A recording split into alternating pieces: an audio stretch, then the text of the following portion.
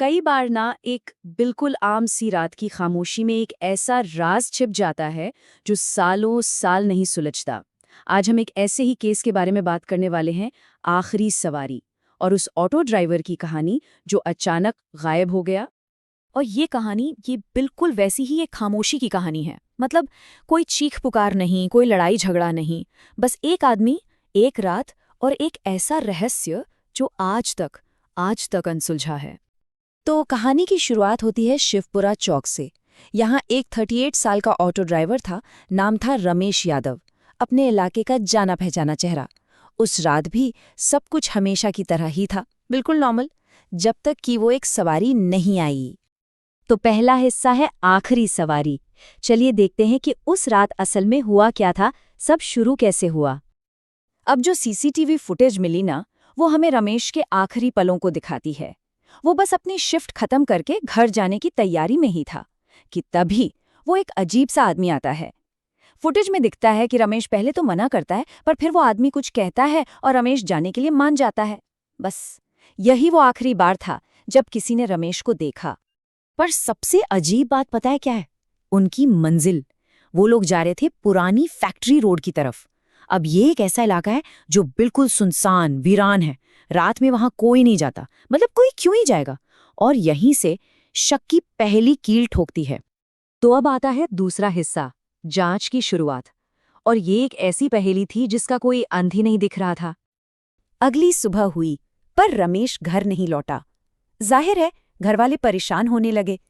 रमेश ऐसा आदमी नहीं था जो बिना बताए कहीं रुक जाए, पर इस बार न तो उसका फोन लग रहा था, न ऑटो का जीपीएस काम कर रहा था। कोई खबर नहीं। ऐसा लगा जैसे वो बस हवा में कहीं गायब हो गया हो। घर वालों ने फौरन पुलिस में रिपोर्ट लिखवाई। 3 दिन तक तलाश चलती रही और फिर पुलिस को पहली और कह सकते हैं कि आखिरी ठोस चीज हाथ लगी, रमेश का ऑटो।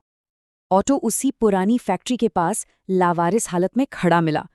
और जब अंदर देखा गया ना, तो सब कुछ बिल्कुल नॉर्मल था।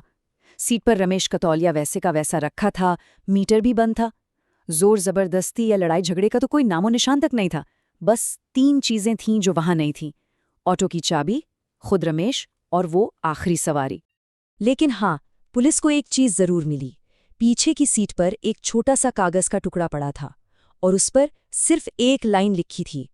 और यकीन मानिए, इस एक लाइन ने इस केस को सुलझाने की जगह और ज्यादा उलझा कर रख दिया।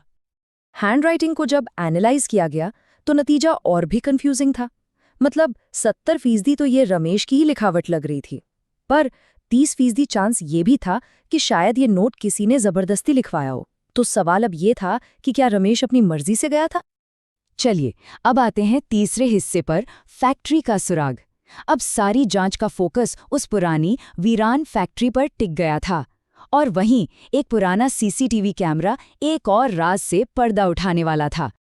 जब पुलिस ने छानबीन की तो पता चला कि फैक्ट्री के गेट के ठीक अंदर एक और सीसीटीवी कैमरा लगा हुआ था। हाँ, काफी पुराना था, पर काम कर रहा था। और उस कैमरे ने वो रिकॉर्ड कर लिया था जो किसी और ने नहीं देखा था, रमेश के गायब होने से ठीक पहले के वो आखिरी लम्हे। इस फुटेज में जो दिखा वो सच में होश उड़ाने वाला था। रात के 11:07 ऑटो गेट पर आकर रुकता है। वो सवारी उतरती है और रमेश को अंदर आने का इशारा करती है। एक पल के लिए रमेश हिचकिचाता है, साफ दिखता है कि वो कुछ सोच रहा है। और फिर वो ऑटो से उतरकर उसके पीछे पीछे अंदर चला जाता है। और बस ठीक उसी पल कैमरे की फीड कट हो जाती है। जब पुलिस ने फैक्ट्री के रिकॉर्ड्स खंगाले तो पता चला कि ये जगह पिछले 1 साल से किसी ने किराए पर ले रखी थी। किराएदार का नाम था कबीर मल्होत्रा, और अब यही कबीर मल्होत्रा इस केस का मेन सस्पेक्ट था। और यहीं पर कहानी में आता है सबसे बड़ा ट्विस्ट। जब पुलिस ने कबीर मल्होत्रा को ढूंढना शुरू किया तो उनके हाथ पैर फूल गए, क्योंकि इस नाम का कोई आदमी था ही नहीं। उसका आधार कार्ड, फोन नंबर, पता, सब कुछ A to Z सब नकली था। कबीर मल्होत्रा एक भूत था, एक ऐसी पहचान जो शायद सिर्फ इसी एक काम के लिए बनाई गई थी। वो आया, उसने अपना काम किया और रमेश को अपने साथ लेकर हमेशा के लिए गायब हो गया। अब पुलिस एक ऐसी बंद गली में खड़ी थी जहां से आगे जाने का कोई रास्ता ही नहीं था। तो चौथा हिस्सा है पुलिस की थ्योरीज।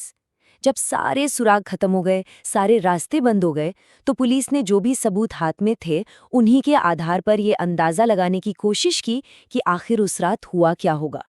तो पुलिस ने 3 अलग-अलग संभावनाओं पर काम किया।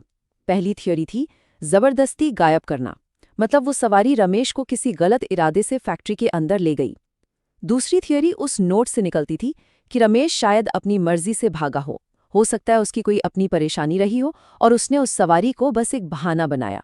और तीसरी और शायद सबसे डरावनी थ्योरी थी आइडेंटिटी थेफ्ट। इसका मतलब ये था कि रमेश पर पहले से नजर रखी जा रही थी, उसे किसी खास वजह से चुना गया था और कबीर मल्होत्रा का पूरा खेल इसी साजिश का एक हिस्सा था। और इसके साथ ही हम पहुंचते हैं कहानी के अंत पर, जो असल में कोई अंत है ही नहीं। ये एक अनसुलझा रहस्य है। इतने साल बाद भी ये सब सिर्फ थ्योरीज हैं, अंदाजे हैं।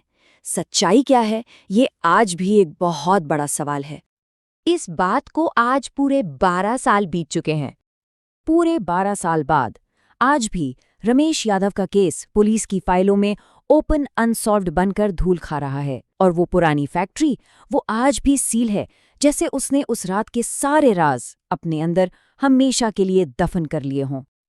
रमेश की पत्नी आज भी यही कहती हैं, उस रात जो भी हुआ वो या तो रमेश जानता है या फिर वो आखिरी सवारी। और उनका ये एक जुमला इस पूरे केस की बेबसी को बयां कर देता है। सच सिर्फ 2 लोगों को मालूम था और वो दोनों ही गायब हैं। तो सवाल आज भी वही का वही खड़ा है, एक आदमी, एक ऑटो और एक रहस्यमयी सवारी। आखिर उस रात की खामोशी में ऐसा क्या हुआ जो हमेशा हमेशा के लिए एक राज बन गया? ये एक ऐसा सवाल है जिसका जवाब शायद अब कभी नहीं मिलेगा।